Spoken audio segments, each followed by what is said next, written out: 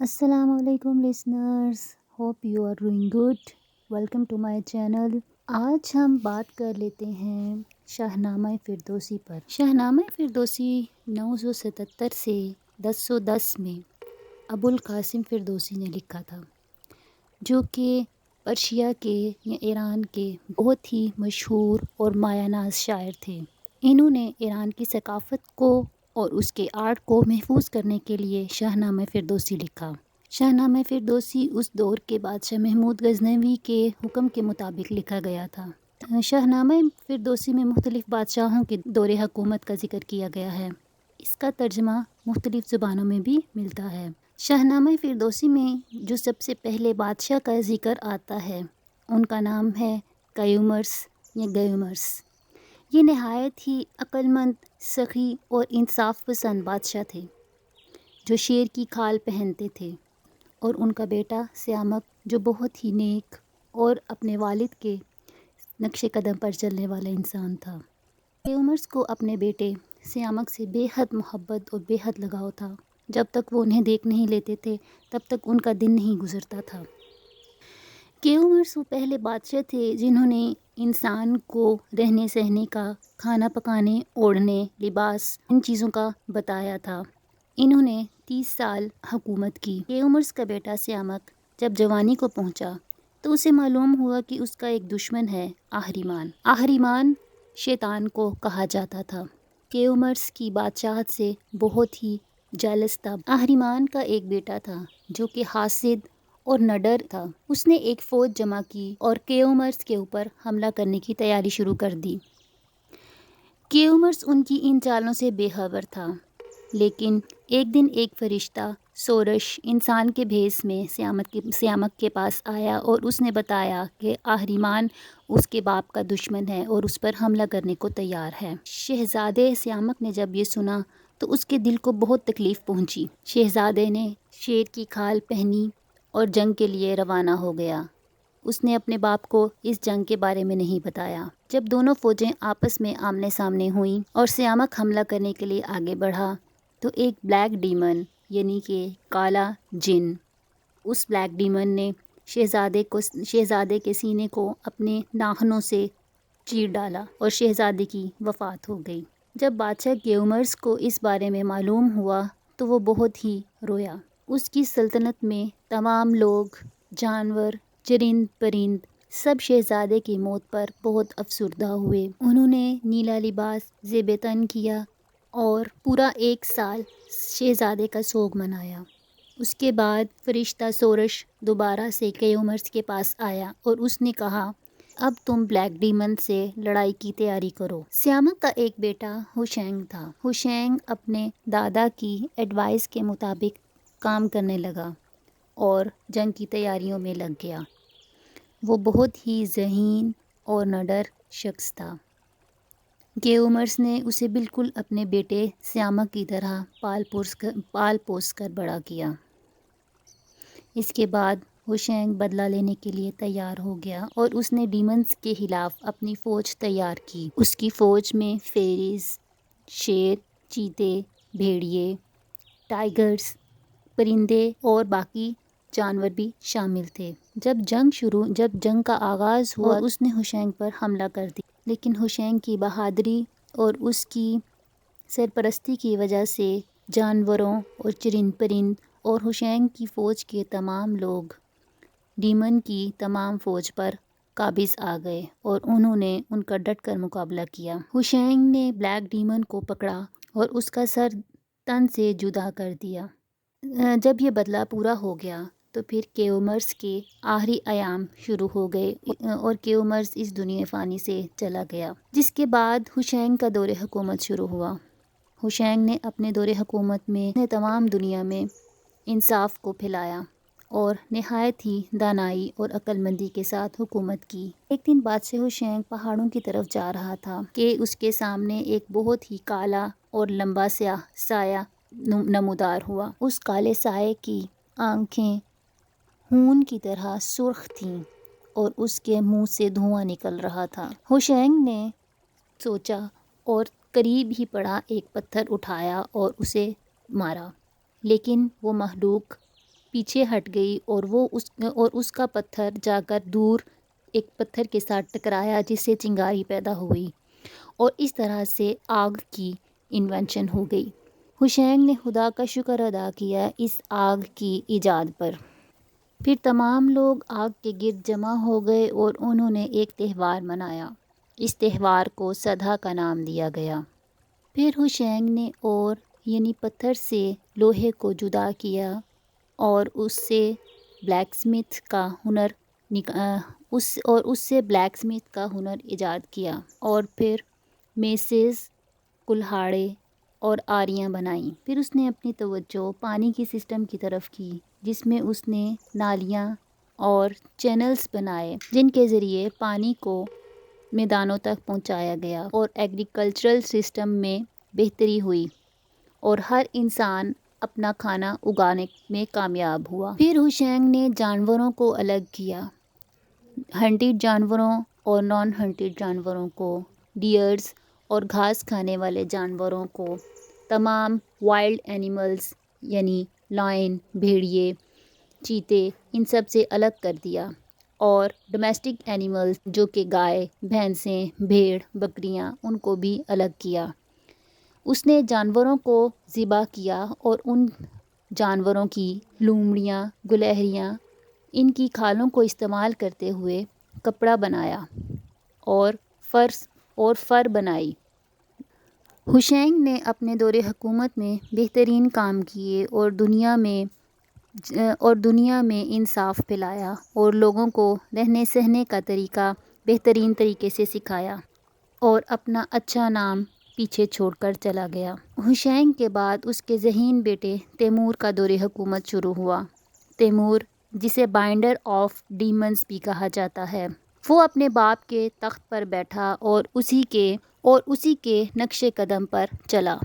Timur نے بھیڑوں اور بکریوں کی کھالوں کو استعمال کرتے ہوئے اون بنائی اور انہیں کپڑوں میں استعمال کرنا شروع کیا۔ اس نے لوگوں کو کارپٹس کو یعنی قالینوں کو بنانا سکھایا۔ اس نے شیر اور چیتوں کو پہاڑوں سے زمینوں پر لایا اور انہیں ہنٹرز کی طرح ترغیب دی۔ تیمور نے اپنے لوگوں کو مختلف پرندوں، باز، شاہین، مرغے اور مرغیوں کو سکھا کر ان سے کام لینے کی ترغیب دی اور ان سے پیار اور محبت سے بات کرنے کو کہا۔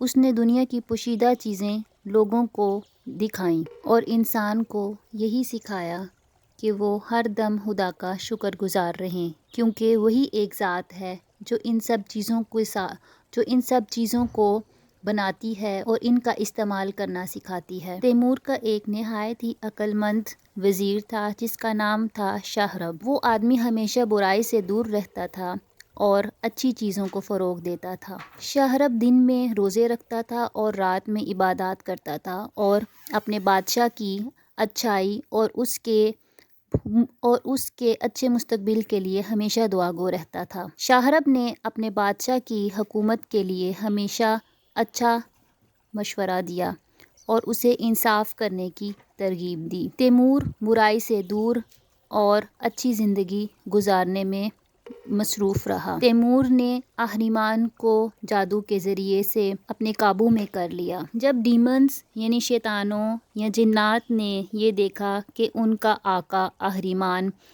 تیمور کے قبضے میں ہے تو وہ آپس میں بڑبڑانے لگے اور جنگ کی تیاریاں شروع کرنے لگے اور یہ کہنے لگے کہ یہ تخت و تاج تیمور کا نہیں، ہمارا ہے۔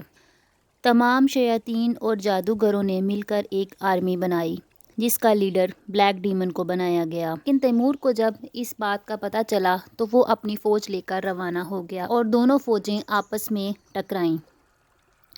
تیمور نے ان کا ڈٹ کر مقابلہ کیا اور 2/3 شیاطین یعنی ڈیمنز کو جادو کے ذریعے سے قابو پا لیا اور باقی کے ڈیمنز کو اپنے میس کا یعنی اپنے ہتھیار کا نشانہ بنا دیا۔ اس نے ان کو سنگلوں میں قابو کر کے مٹی میں روندا۔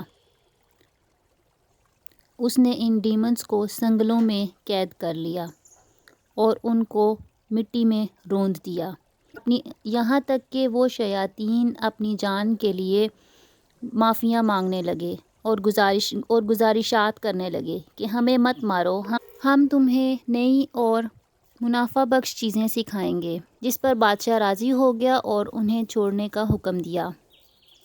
اب ان شیاطین کے پاس اور کوئی راستہ نہیں تھا کہ وہ بادشاہ کی بات مانتے اور اسے وہ سکھاتے جن کا انہوں نے بادشاہ سے وعدہ کیا تھا۔ ڈیمنز نے یعنی شیاطین نے بادشاہ کو لکھنا سکھایا، جس کی وجہ سے بادشاہ کا دل سورج کی روشنی کی طرح روشن ہو گیا۔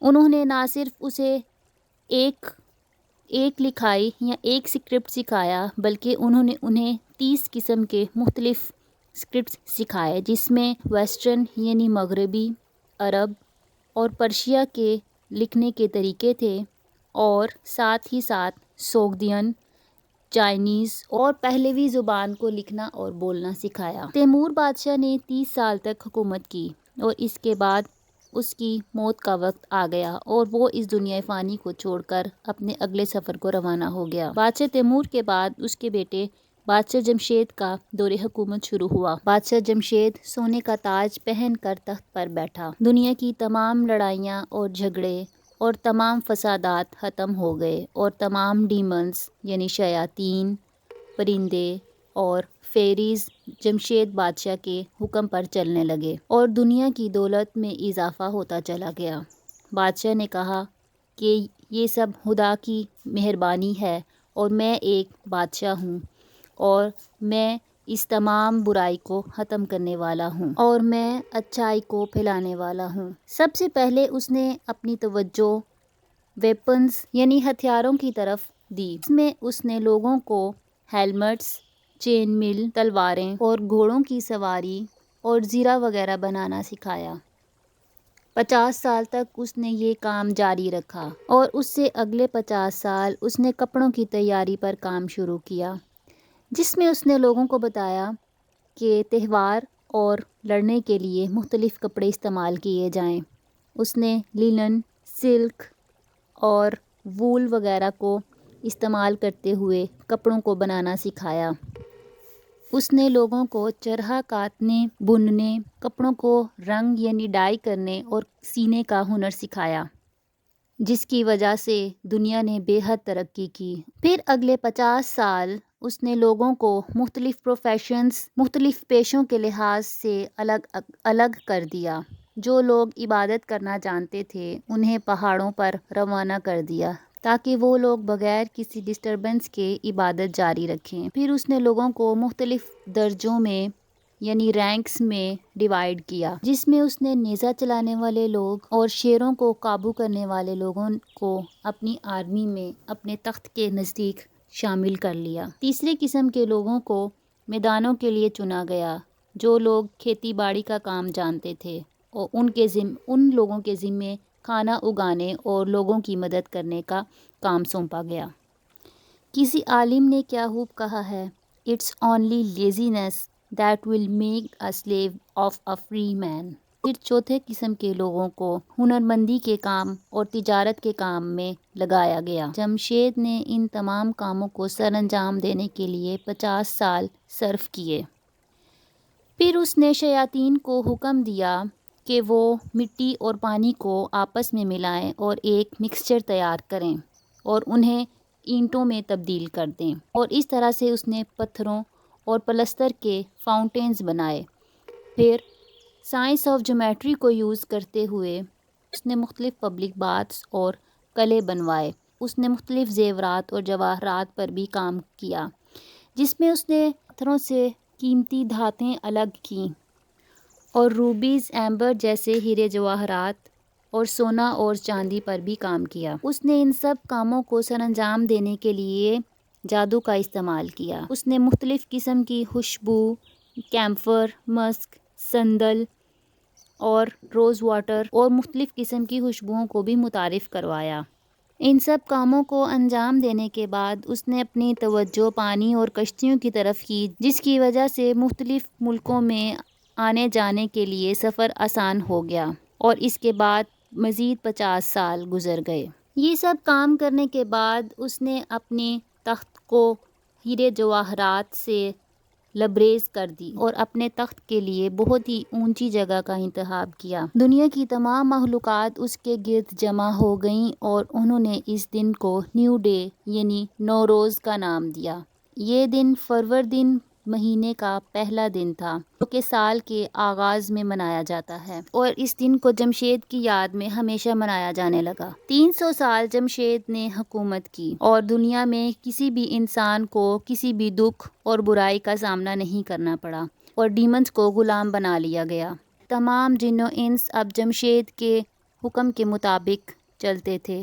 جمشید نے پوری دنیا کا سروے کیا اور دیکھا کہ وہاں سب عظمت ہی عظمت ہے، کہیں پر بھی برائی کا نام و نشان بھی نہیں۔ اور جمشید جو کہ خدا سے ڈرنے والا اور انصاف پسند بادشاہ تھا، اس نے سوچا کہ یہ سب کچھ اس کی اپنی عظمت اور بڑائی کی وجہ سے اسے ملا ہے۔